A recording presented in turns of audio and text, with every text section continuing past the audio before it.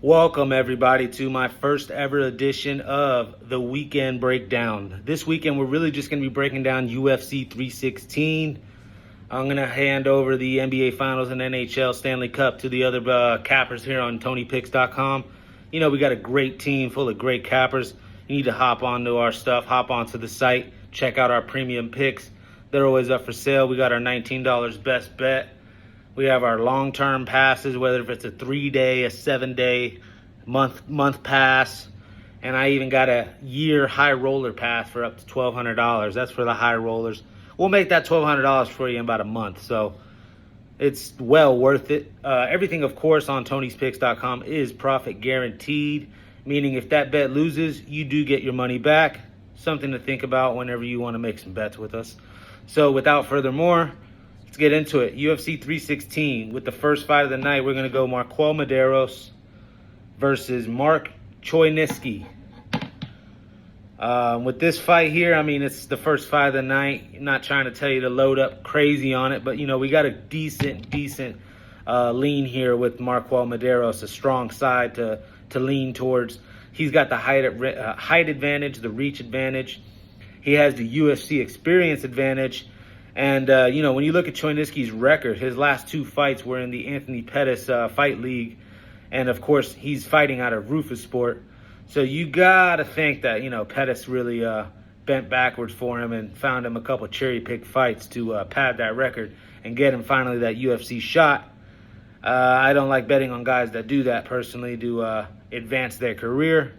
I'll lean MarQuel Mederos, and I don't like a prop in this fight because it's just probably going to wind up being a decision win for MarQuel Mederos. So maybe that's the prop. MarQuel Mederos by decision. So there you go. Next fight, you have Yanal Ashmouz versus Quillan Salkilld. Salkild's a hotshot prospect coming out of Australia. A lot of people are high on him. Very big, very long for the lightweight division. Yanal Ashmouz, on the other hand, is a small, compact, muscular type guy with a lot of knockout power. Goes for the kill. Gasses very quickly, I see, because of that. This is why I lean, of course. Well, it's not even a lean. I mean, you gotta look Quillan Salkild's way at the minus 650 price. It's just hard to tell you guys to bet minus 650. So when I start doing a deeper dive, how can we make a better pick than minus 650? I think you look at the fact that Yanal Ashmouz is about to probably gas in this fight come second, third round. And Salkild's going to stay on the outside, use his jab, move his feet, make Ashmouz make the mistake. And Salkild's well-rounded enough to either get a choke or find something on the feet. So I would go Quillan Salkilld inside the distance. Next up, you have Jooseung Yu versus Jeka Serghei. This is another one where it's minus 500, minus 600, and we start looking that direction because when you look over there at Jeka Serghei, last fight to Weston Wilson was pretty much an embarrassment to lose in the first round to a guy like Weston Wilson. Cannot bet on you. This just smells like Dana White is trying to set up Jooseung Yu for a nice little 1-0 debut here. And, yeah, you got to go Jooseung Yu inside the distance. Easy read there. Next fight is Wang Cong versus Ariane del Silva.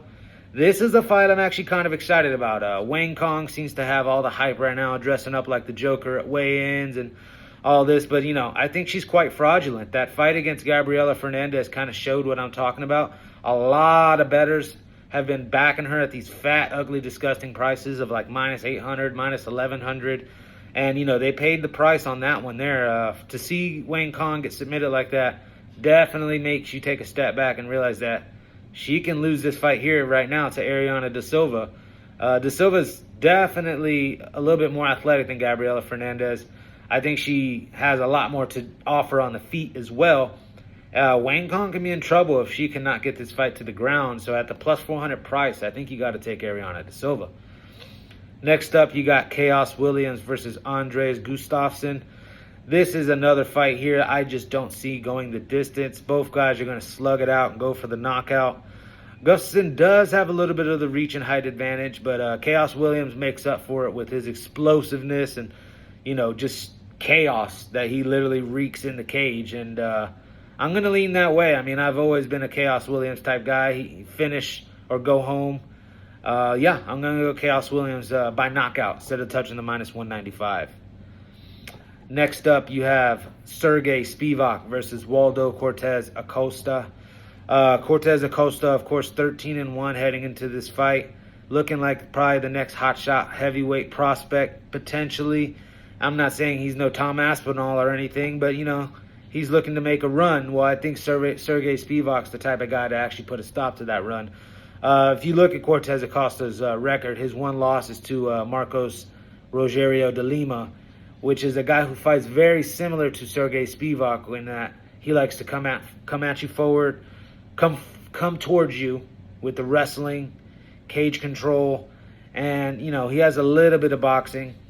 And Serghei Spivac is gonna pretty much copycat Marcos de Rogerio de Lima game plan if he's smart. Serghei Spivac by minus 150. I see him having Cortes-Acosta up against the cage, and we know, of course, Cortes-Acosta loves to showboat and boohoo at the crowd, and that's only going to lose him rounds in a fight against Spivac, who's just going to simply hold him up against the cage or put him down on the mat and eat the clock. So Spivac minus 150 is a good enough price. I don't even think you need to touch any props. Just lay the juice, minus 150 with Serghei Spivac. Up next, we got Azamat Murzakanov versus Brendson Ribeiro. Ribeiro is a guy that looks the part for sure, but not a guy that I can back here in this spot. Azamat Murzakanov is 14-0, undefeated. Tons of finishes on his record. Minus 650 for a reason. I'm simply just going to lean that direction and go inside the distance. Azamat Murzakanov inside the distance. Pretty safe bet to me. Next up is Joshua Van versus Bruno Silva. Again, Bruno Silva is one of those guys that Dana just puts with the guys who he wants to see win because basically a can. I hate to call him a can. I mean, he's made it to the UFC. It's hard to do that. But against Joshua Van, he's just completely going to be outclassed. I see the boxing advantage for Joshua Van. I see the younger, more athletic Joshua Van doing basically whatever he wants on the feet to him. I do see Bruno Silva getting desperate and shooting some takedowns, which may only open up Joshua Van's boxing even more. Takes a step back and maybe cops an uppercut, overhand, taking a step back, letting him shoot, takes a step back, and lands something. Joshua Van minus 700, we're not going to give out. So Joshua Van by knockout TKO. Definitely like that. Next fight, we got a fight that I definitely think has fight of the night potential for sure. In Vicente Luque versus Kevin Holland. And I just can't not picture Luque running after Holland with blood all over his face and just ready, asking for more. And Holland talking some smack in the middle of the cage. This is going to be a fun one for sure. I would definitely lean Holland just because of the size and height and reach advantage that he's going to have in this fight. And also, I think he's just a little bit better athlete, more fast twitch. But Luque's game. He's not going to go and just back down to nobody. I definitely see him, like I said, just going after Holland, blood on his face or not. He's gonna fight to the distance, and that's why I like this fight to go the distance, and this one and Kevin Holland to win this fight. So I guess Kevin Holland by decision is a pretty solid bet. Next up, we have Patchy Mix, the UFC newcomer, versus Mario Bautista. Now, this is a fight a lot of people are expecting Patchy Mix to just come out and steamroll Mario Bautista. I don't see it simply being that easy. I do see this fight going the distance in a 3-round fight. Patchy Mix has been fighting 5 rounds recently for the Bellator and winning these $1 million fights that he's been fighting. So this is kind of a 3-round sprint for him. I feel like the cardio is not going to be an issue for him at all. Bautista, on the other hand, has never really shown cardio issues. Always going to try to wrestle and mix it up there on the ground. That's not a guy you want to necessarily do that with in Patchy Mix. I mean, he can submit you from anywhere. This guy I've seen train inside Extreme Couture. As you see, I'm repping that. I've seen him train there multiple times. This guy's nasty on the ground. All the coaches there, now everybody really in Vegas seems to really know a lot about Patchy Mix, and a lot of people are really, really high on this guy, and they definitely think he has a chance to be the next UFC bantamweight champ. And why not? I mean, the guy's won $1 million a couple times already, so something to look into with Patchy mix Mario Bautista. Patchy mix minus 185. But if you want a better price, Patchy mix by decision, I think, is a best bet right there of the night. Moving on, we got Joe Pyfer versus Kevin Gastelum.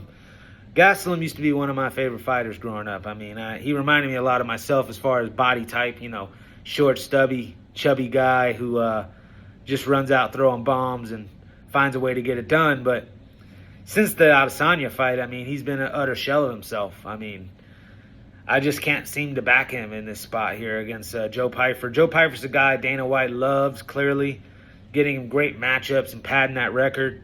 Joe Pyfer's a guy that is going to get got soon, and Gastelum might be the guy to get him. But what Gastelum's pretty much put out on the octagon recently, I can't really get behind him back with confidence. This one, again, I'm not going to give out minus 380. I'm not. So I'm going to simply just say fight to not go the distance. Because what if Gastelum catches him? What if? I think you definitely lean Pat Pyfer as far as knockout props. But yeah, fight to not go the distance. Joe Pyfer, Kelvin Gastelum. Next up, we have Juliana Pena and Kayla Harrison. This one's quick. I'm not going to give out Kayla Harrison minus 800. But I'll give out Kayla Harrison inside the distance at probably minus 400. I don't know what the price is going to be. But it's going to be juice, no doubt about it. I think that's the only way you can go is Kayla Harrison. She'll be the next women's bantamweight champ.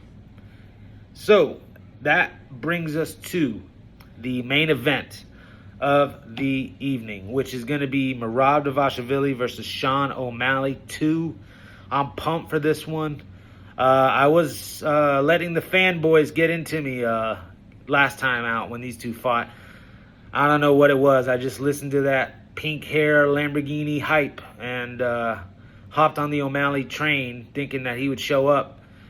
And I knew as soon as I cashed that, not cash because clearly he lost. As soon as I placed that bet, I just had a sick feeling in my stomach, knowing that Merab was going to go out there and chain wrestle, knowing that he was going to push the pace on O'Malley. I thought Tim Welch would have Sean O'Malley ready. Sprawling every day, constantly having guys shooting at his legs, but you can't make up the 15 to 25 years of 30 years that Merab's been wrestling at his pace. You just can't make that up in 6 months. You can't make that up in 2 years. It's a lifelong grind that Merab just has overlapped O'Malley in when it comes to the wrestling and the cardio and MMA type grappling that you need to know to be able to be an elite champ in this sport. I do think Dvalishvili is going to get exposed very soon because it's going to take a guy who's just like a prime Jose Aldo who just was not able to get taken down. And then if you're stuck on the feet with him, you're just going to get knocked out. I mean, it's going to take, you would think O'Malley would be this guy, especially being so big for the 135 division, but I don't know what it is. He lacks the grit to me. Hollywood, the guy doesn't ever need to fight again. He really doesn't. And he'll be rich and set for life.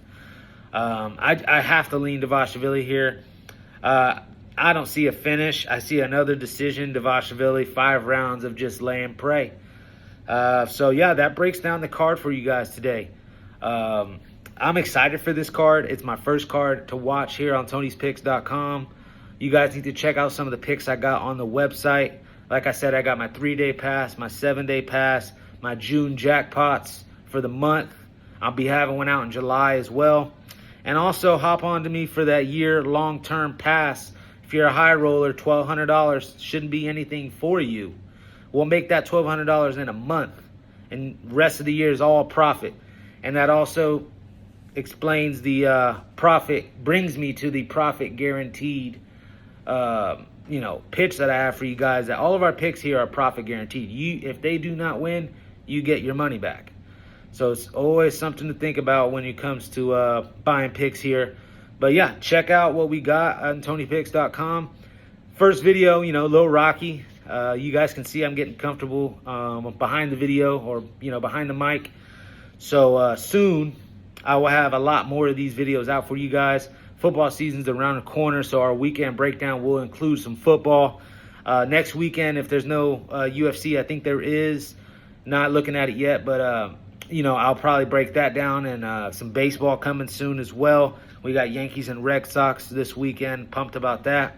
And, of course, we got the NHL Stanley Cup, NBA Finals. Just another reason why to check us out at TonyPicks.com. All right, guys. Thank you.